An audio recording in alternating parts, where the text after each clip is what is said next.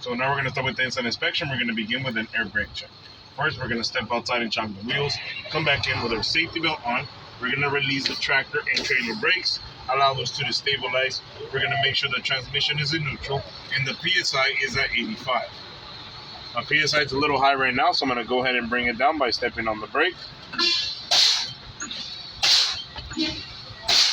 Now that my PSI is low enough, I will begin with the air gauge and governor cutoff, which is approximately between 120 to 140 PSI. For this, I will turn on the vehicle, raise it to its governor cutoff, which is when the needle stops moving in the primary gauge, and I will identify with that. Looking at the primary gauge, I'm going to speed up the process by accelerating no more than 1500 RPM.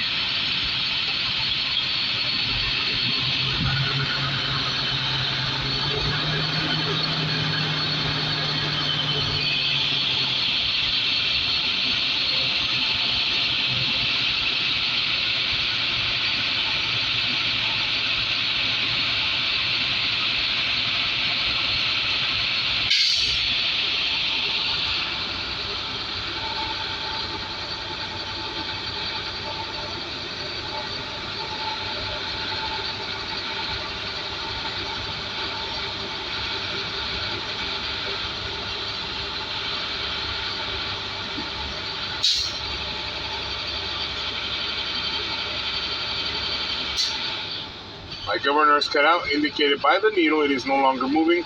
Primary gauge reads at 121 PSI, which makes it a good test because the governor cut out between the ranges of 120 to 140 PSI.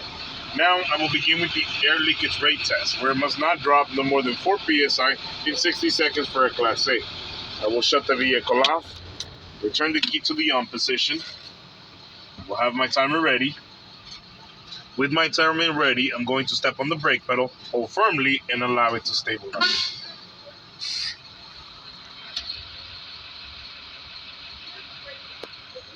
My primary gauge has stabilized at 105 PSI. My minute starts now. 10, 20, 30, 40, 50, 60. My minute is up.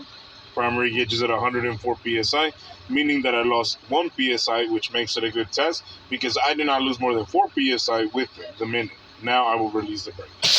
My next test will be the lower warning device, which must activate no lower than 55 PSI. I'm going to lower the pressure slowly by pumping the brake pedal until I can hear an alarm, see a light, or both.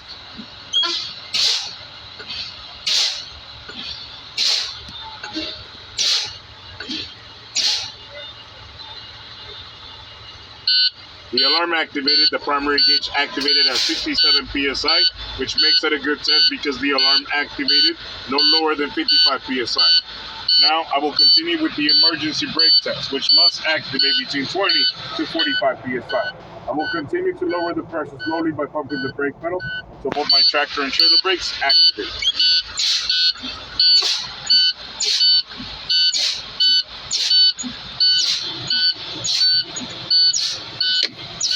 Both my tractor and trailer brakes have activated. The primary gauge activated at 37 PSI, which makes it a good test because both brakes activated between the ranges of 20 to 45 PSI.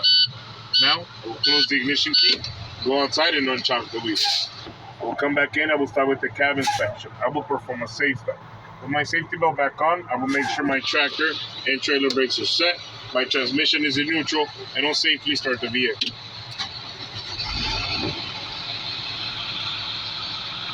To get rid of the alarm so that you can hear me better, I will accelerate no more than 1500 RPM.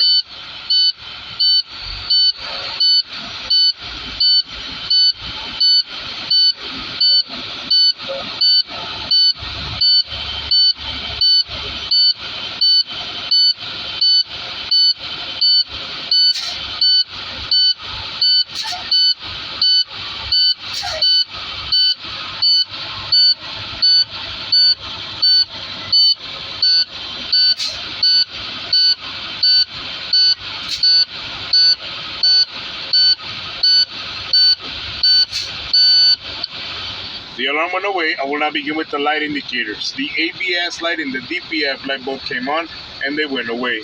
Turn signal right, turn signal left, four-way flashers, headlights, and high beams. All of the light indicators must work. Heater and defroster must work. The horns, electric, and the air horns must work.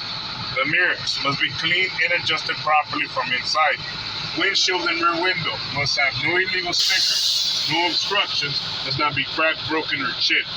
Wipers and washers, arms and blades are secure, they're not damaged, they operate smoothly, they turn on and off, and the washer must work with fluid. The emergency equipment, we have spare electrical fuses in the overhead compartment, 3 reflector red triangles present, properly mounted and secured and not cracked or broken under the passenger seat, an extinguisher properly charged and properly mounted and secured under the driver's seat. Now, I will begin with the brake test. With the engine on, I will make sure that my governor has cut out. It has not, so I will speed up the process by accelerating no more than 1500 RPM.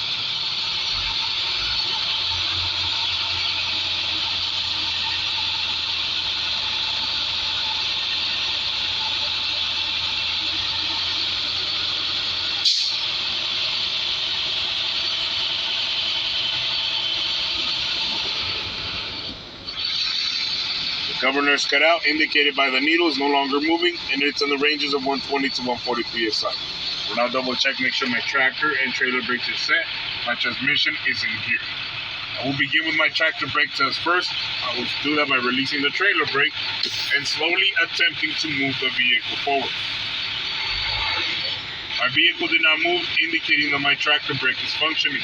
Now I will test my trailer brake. I will apply my trailer brake, release my tractor brake, and slowly attempt to move the vehicle forward. My vehicle did not move, indicating that my trailer brake is functioning. Now I will test the service brake. With your safety in mind, I will apply the brake pedal first, release both tractor and trailer brakes, slowly moving the vehicle forward at no more than 5 miles per hour with my hands hovering over the wheel. My vehicle stopped and did not pull to either side, indicating that my service brake pedal is functioning and the alignment is okay. I will now set the trailer and tractor brakes, put my transmission back to neutral, turn the engine off, and leave the key in the on position. Now, I will ask if you please step outside to the front of the vehicle so that you can help me check for my light operation. In the front, I need my turn signals, 4-way flashers, my headlights, my high beams, and my clearance lights. On the side, I need the turn signals, 4-way flashers, clearance lights, on both sides, and on the rear of the trailer, turn signals, 4-way flashers, brake lights, tail lights, and clearance lights.